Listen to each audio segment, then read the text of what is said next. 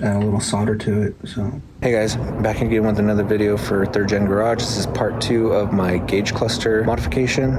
If you watched my last video, you saw where I changed out my oil pressure switch for an oil pressure sender, and I did some modifications to the gauge cluster to get it to display correctly. Well, one of the things that I did was only change one of the resistors, and I'm going to go back in and change the other resistors so that they're both exactly the same instead of them being slightly mismatched. They're supposed to be both 180 ohm, and one's 1 watt and one's 2 watt, but one came with the car and the other one didn't. So I'm just going to make them both exactly the same and see if that has any other effect on the cluster. Right now I'm going to pull that out and get it set up on my desk and get those swapped out.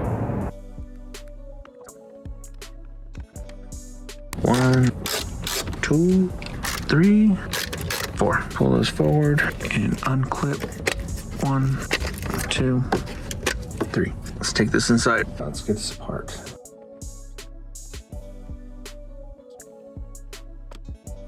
Now what I'm going to do is take some of this tape and just kind of lay it right here next to the needle to protect the face from when I'm prying the needle off. Try to evenly pop that off.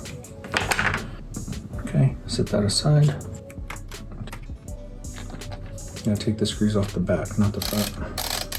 You don't want to completely remove these at first because then your gauge will drop. And these are all the same length for this specific gauge, so if you want, you can keep them in a pattern to put them right back where they came from.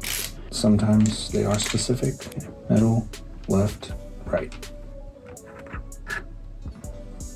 All right, so last time what I did was I cut out this resistor right here. It was right here, and I replaced it with one of the new ones that I got. This is a 100 ohm 2 watt resistor. This is a 180 ohm 1 watt resistor.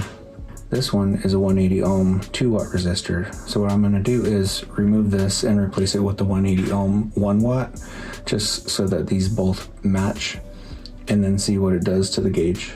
And lay this face down on this paper to protect it. What I'm going to do instead is just cut this out. Snip, snip. So yeah, now that's out.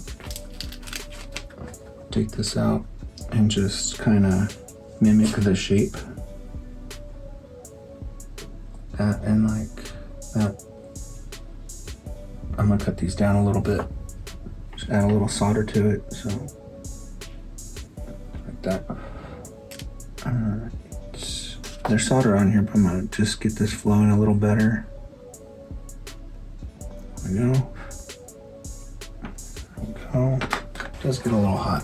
So what I'm gonna do is hold this with the tweezers. All right, that's pretty good. There we go. See. So now that these are replaced, I'm going to go ahead and put this back in, get it back in the car, and see how it acts.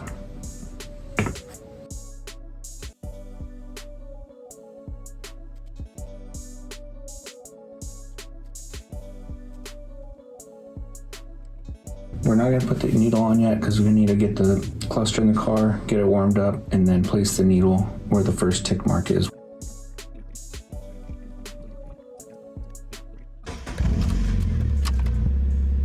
Now the car's warmed up, so I'm going to go ahead and place this needle on here again at the first tick mark. And I'm not going to press hard because I might have to readjust. So what I'm going to do is I'm just going to gently place it there.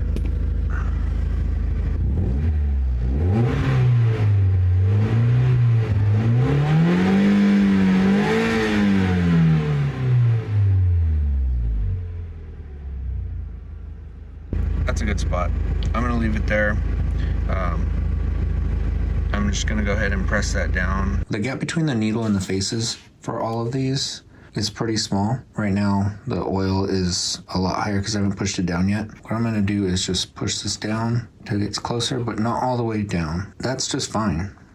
It's actually a bigger gap. Let's see from the top. It's a bigger gap than the other ones. You can go a little bit more, but you do not want it touching the face or even that close. And also, if you ever have to get it off again, there's a lot of resistance already on it from pushing that far. So I'm going to leave it just like that.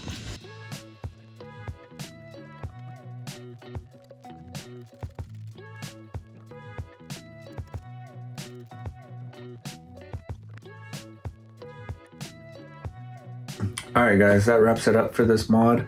If you're going to do this mod, I do recommend buying a 2-pack of the 180 ohm 1 watt resistors and just replacing both of them. After doing that, I really saw a difference in the way the gauge acted. The guide that I was using to go through with the steps of the modifications for this said that it shouldn't matter if you leave the old one and just replace the 100 ohm with the 180 ohm, but further down it did show that he just replaced both because he was doing testing for different things. I have a little driving video I'll probably play afterwards or something on the outro to kind of show what it looks like going from the idle or sitting at a light at idle to take off and where the RPMs are at to the higher RPMs and then back down. I am still interested in finding a early NB1 Miata gauge and swapping that out just because there is still like a dampening and like a slowness to it, but I'm not in as big of a hurry now after doing this resistor mod swap. If you have any questions, leave it down below and I'll try to answer them. And don't forget to like and subscribe. Thank you guys for watching. I'll see you guys in the next one. So yeah, at idle, it's at that first tick mark. This is fully warmed up. Here we go.